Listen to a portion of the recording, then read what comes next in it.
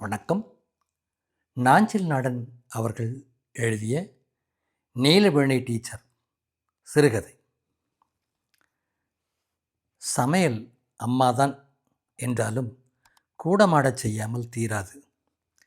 5 மணிக்கு அலாரம் வைத்து எழுந்தாலும் குளித்து உடுத்தி ஒப்பனைகள் செய்து 2 தோசையோ 3 இட்லியோ பிட்டு போட்டு கைப்பைக்குள் மதிய உணவு பாத்திரம் நுழைத்து அப்பாவை சத்தம் காட்டினால் அவர் சாரத்தை மடித்து கட்டி வண்டியை இறக்கி தெருவில் நிறுத்தி ஸ்டாண்ட் போட்டு ஸ்டார்ட் செய்வார். பின்னால் ஏறி அமர்ந்து 7:15க்கு சிங்கநல்லூர் கரும்பு கடை நிறுத்தத்தில் நின்றால் சுல்தான்பேட்டை பேருந்து கிடைக்கும். 67 நெருங்கும் அப்பாவுக்கும் முன்போல் முடிவதில்லை. அவரது டிவிஎஸ் 50க்கும் முதுமைதான். சின்ன வண்டி ஒன்று வாங்கி சிங்கநல்லூர் பேருந்து நிலையத்தில் நிறுத்திவிட்டு நெடிய வழி போகலாம். காலையிலும் மாலையிலும் அப்பாவை அலைய வைக்க வேண்டியது இல்லை. ஏது காரணம் பற்றியோ மாதத்தில் 2-3 நாட்கள் பேருந்து தவறிவிடும். சூலூர் போய் இறங்கி வண்டி மாறி பாடசாலை போவதற்குள் பெரும்பாலும் முதல் மணி அடித்துவிடும். தெரிந்தே முகத்தில் காத்து நிற்பார் தலைமை ஆசிரியர், புழுப்போல் பாவித்து பார்த்து கொண்டு. முன்பெல்லாம் தாமதங்களை பொருட்படுத்தாமல் தான் இருந்தாள். ஒரு நாள் முறுக்கி கொண்டாயிற்று.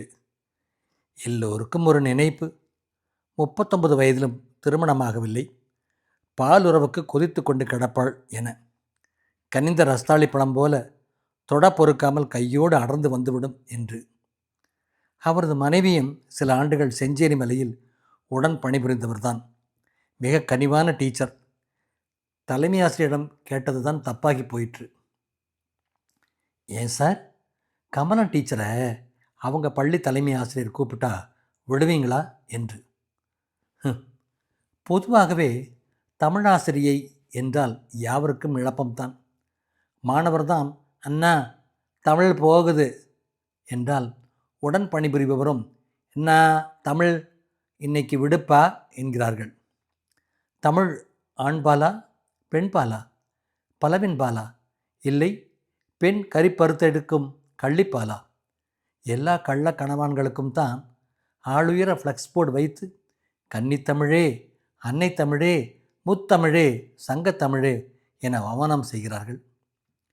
8வது பயிலும் பெண் சக மாணவன் எழுதிய காதல் கடிதத்தை கொண்டு வந்து நீட்டினாள். ஒரு நாள் பயிற்சி புத்தகத்தில் கிழிக்கப்பட்ட அரைத்துண்டு காகிதத்தில் வன்சலா நான் உன்னை காதலிக்கிறேன் என செம்மொழி மண்புண்டகை காட்டிற்று.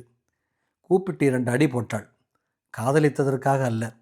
பையை சோதித்து பார்த்ததில் வழவழப்பு காகிதங்களில் வண்ணங்களில் அச்சிடப்பட்ட குட்டைப்பாவாடையும் கச்சையும் மட்டும் அணிந்த வெளிநாட்டு படங்கள் நிறைந்த கோடம்பாக்க குறும்பாக்கள்.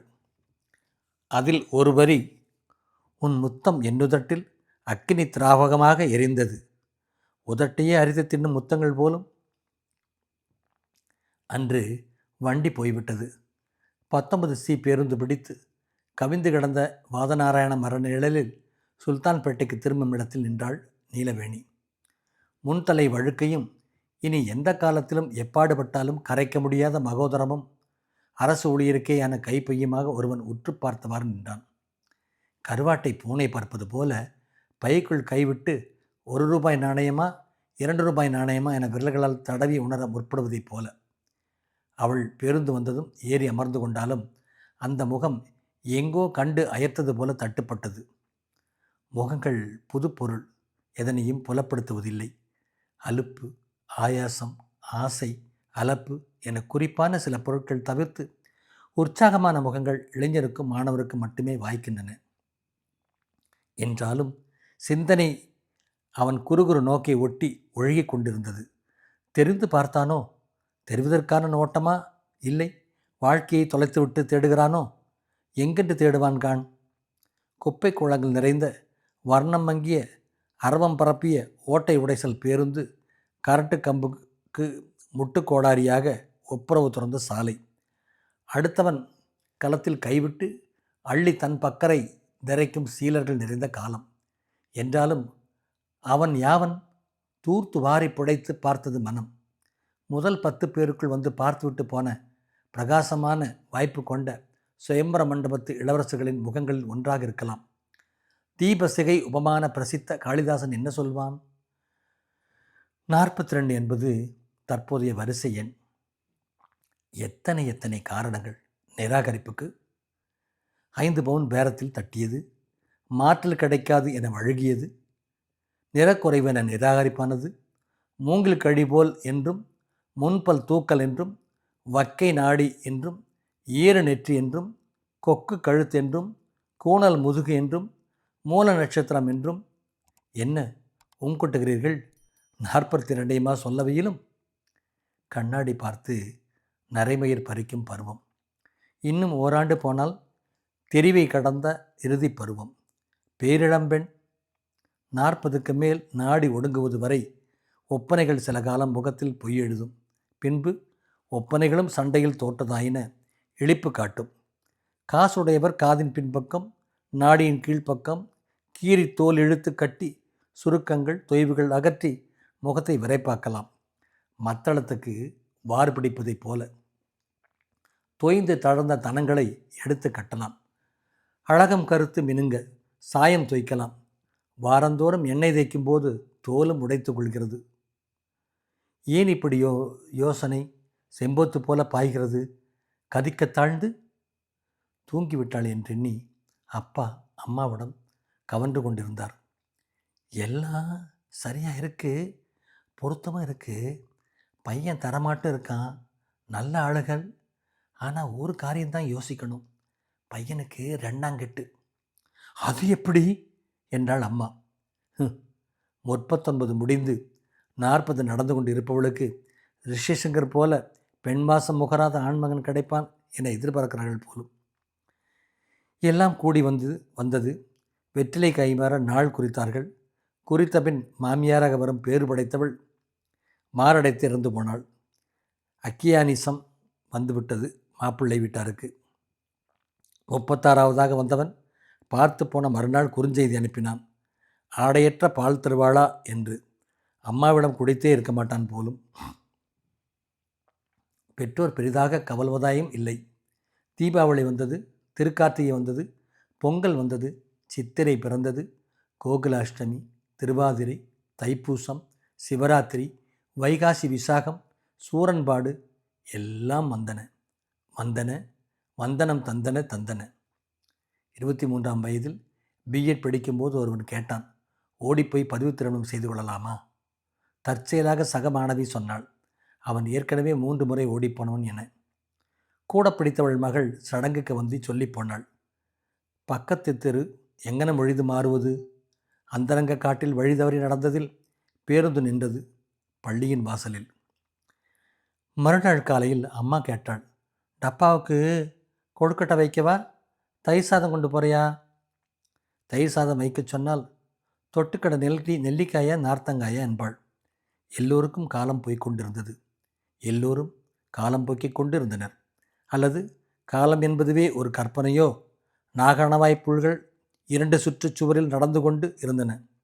நாகணவாய்ப்புள் என்றதும் மகேந்திரவர்ம பல்லவன் காலத்துக்கு தாவ வேண்டும் என்றில்லை. நம்மூர் மைனாக்கள் தான். நெருக்கமான நட்பென பழகினார் ஆங்கிலம் பயிற்றிய தங்கசாமி. கைமாற்று கேட்பார், ஊறுகாயில் பங்கு கேட்பார், சொந்த சங்கடங்கள் சொல்வார், ஆலோசனைகள் கேட்பார். பண்டிகை நாளொன்றின் மறுதினம் பலர் விடுப்பெடுத்து ஆசிரியர் அறையில் ஆட்கூட்டம் இல்லாதபோது தனித்திருக்கையில் தன்னின்பம் துய்த்தல் பயிற்ற முனைந்தார். சாதுர்யமாக ஒழிந்தால் செய்து காட்டுவார் போல. தோழி வருத்தி அடிக்கடி சொல்வதுண்டு. பரபுருடர் யாவருக்குமே மறைவான நிகழ்நிரல் உண்டன. ஆடை கழற்றினால் யாவும் நிர்வாணம் என்பது போல. ஆண்மன தோலை சுரண்டினால் அரிப்பெடுக்கும் சேனைக்கிழங்கின் சிவப்பு தெரிகிறது. புளிவிட்டு அவித்தாலும் தனியாத அரிப்பு ஊறல், நாக்கு துடிப்பு. புரண்டு படுத்தும் தூக்கம் கூட மறுத்தது. பயணத்தில் சாலை தூசி, வெயிலின் வியர்வை கசகசப்பு, உடல் நாறியது. சற்றே சோம்பல் தவிர்த்திருந்தால் குளித்திருக்கலாம். எதை புதுக்கி எவருக்கு குழுவிருக்க? அறிகுறிகள் சாற்றின. ஆண்டுகள் 1-2 ஈஸ்ட்ரோஜன் அரணம் அழிந்துவிடும் என. கனவுகளிலும் திருத்தப்பட வேண்டிய கட்டுரை நோட்டுகளே வந்தன கட்டுக்கட்டாக. அங்கனம் கனவு வந்தால் பலன் என்ன என்று ஃப்ராய்டு கூறி சென்றாரா என தெரியவில்லை. ஒழிந்த மாலையில் வாசற்படியில் உட்கார்ந்து வழமை பேசி கொண்டிருந்த போது பக்கத்து விட்டு மார்பாரை சேட்டு அம்மாள் சொன்னாள், தான் தான் மேரி கா ஹோவாக கானே வாலாகோ நாம் என்று. உண்ணப்போகிறவனின் பெயர் ஒவ்வொரு தானிய மணியிலும் எழுதப்பட்டிருக்குமாம். கேள்வியொன்று எங்கு பொறிக்கப்பட்டிருக்கும்? கிளை கேள்வி ஒன்று கூடவே எழுந்தது. பெண் என்பவள் உண்ணப்படும் பொருளா என. ஆனால் அந்த தாய்க்கு அதெல்லாம் புரியாது. அன்று பள்ளி விடுமுறை. எல்லா அர்த்தங்களும் இழந்து போன நினைவு நாட்களில் ஒன்று. காலையில் எழுந்ததும் சிற்றுண்டி அருந்தி அப்பா புறப்பட்டாயிற்று. கையில் புரோகிதர்கள் வைத்திருப்பதை போன்றதொரு ரெக்ஸின் பை. சாதக குறிப்புகள் குப்பை போல கிடந்தன.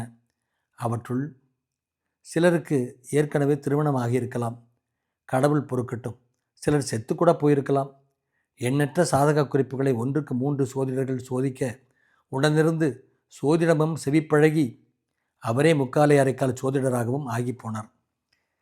நீலவேணிக்கு நீலவேக சியாமள வண்ணனான 43வது வருகைக்கு காத்திருப்பு. பெண் பார்க்கும் படலத்துக்கு எனச் செய்து மீந்த பலகாரங்கள் தின்ன கூசுகிறது. நீத்தாருக்கு படைத்த பின்பு அது பிரசாதம் எனில் இந்த படையில் மிச்சத்துக்கு என்ன பெயர்? 42 முறை எச்சில் தட்டுகள், காபி டம்ளர்கள் வாய்த்திருந்தால் இந்த 42இல் ஒன்றின் நிரந்தரமாக வாழ்நாள் பூரா எச்சில் திண்டிருக்க வேண்டும். விருந்தன வேண்டாமாம் மனைவிக்கு கணவனின் எச்சில் புசித்து வாழின். தின்ற தட்டுக்களே எச்சில் எனில் திரும்ப திரும்ப தூய்க்க என மொய்த்த கண்ணெச்சில் பெண்ணா? மொய்த்து நிராகரித்து சலித்து ஊசி நூலெடுத்து புளித்து நுரைத்து புழுதெரித்து விழும் மெய்யா என புலம்பும் பட்டினத்து பிள்ளை இதை யோசித்து பார்த்திருப்பாரோ? நேற்று புலர்காலையில் வெளிநாட்டு தொலைபேசி மணி அடித்தது. ஓராண்டுக்கு பிறகு போராடி விடுமுறை வாங்கி பயணச்சீட்டுகள் சமாளித்து அண்ணன் குடும்பம் டெக்சாஸில் இருந்து அடுத்த வாரம் ஊருக்கு வருகிறது. பேசப்படாத உண்மை காரணம், சென்ற ஆண்டில் தனது 52 வயதில் புற்றுநோயில் செத்த மாமியார் திவசம் என்பது யாருக்கும் தெரியாது. அண்ணனுக்கு பிடிக்கும் என அதிரச மாவு திரட்ட, இனிப்பு மனகாவலம் பிழிய, பொறி உருண்டை பிடிக்க எத்தனங்கள் கூட்டுவாள் அம்மா. எள் என்பதற்குள் எண்ணெயும் பின்னாக்கமாக நிற்பார் அப்பா. விடுங்கும் எண்ணெயில் முருகும் சர்க்கரை பாகு, பச்சரிசி மாவு என கலந்து புகை மண்டும். வேலைக்காரன் வைத்து வீடு துப்புரவு ஆகி கொண்டிருந்தது. அவள் படுக்கும் அறையை ஒழித்து கொடுக்க வேண்டும். அண்ணனுக்கும் மதினிக்கும். அவனுக்கு இரவுறங்க மனைவியின் ஷாம்பு வாசம் வீசும். நக்கீரனின் மறுப்பு சொல்ல தேவையற்ற கூந்தல் நறும்புணல் தெளித்த மேனி வேண்டும். குழந்தைகள் தனி அறையில் படுத்து பழகியவை. அம்மா அப்பா அறையை ஒழித்து துப்புரவாக்கி தூசிகள் தட்டி விரிப்புகள் உரைகள் மாற்றி கொசுவலைகள் பொருத்தி நறும்புகை காட்டி தயாராக்கி கொண்டிருந்தனர். கூடத்தில் பாய் விரித்து அப்பா அம்மா நீலவேணி எனும் வரிசை கிரமத்தில் ஈழப்போர்க்களத்தில் அடுக்கிய பிணங்கள் போல் தலையோடு பொதிந்து மூடி உறங்க என்பது நியதி. அவள் மனமாகி போகாமல் இருப்பது அண்ணனுக்கு ஆறுதல் பெருமூச்சு. பெற்றோர் தனிமை, முதியோர் இல்லம், உடல்நலக் குறைவு, அகால தொலைபேசி அழைப்பு என நேரத்தையும் நிம்மதியையும் கொலைக்கு கொடுக்க வேண்டாம். நீலவேணியை விட 4 வயது இளையவள் மதினி. சுற்றி வளைத்து மிகைச்சொற்கள் தவிர்த்து கேட்க முனைந்ததை விளம்ப இவன் விசனம் உண்டு. எனினும் விளம்பாமல் கதைய முடியாது. மிக கரிசனத்துடன் நீலவேணியை முன்னால் முதுகு காட்டி உட்கார வைத்து சீப்பிடித்த தலைவாரி சிக்கெடுக்கும் பாவனையில் பேச்சு கொடுத்தாள்.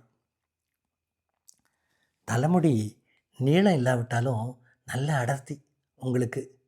பாப் பண்ணி விட்டுட்டா உங்கள் முக அமைப்புக்கு பிரமாதமாக இருக்கும்.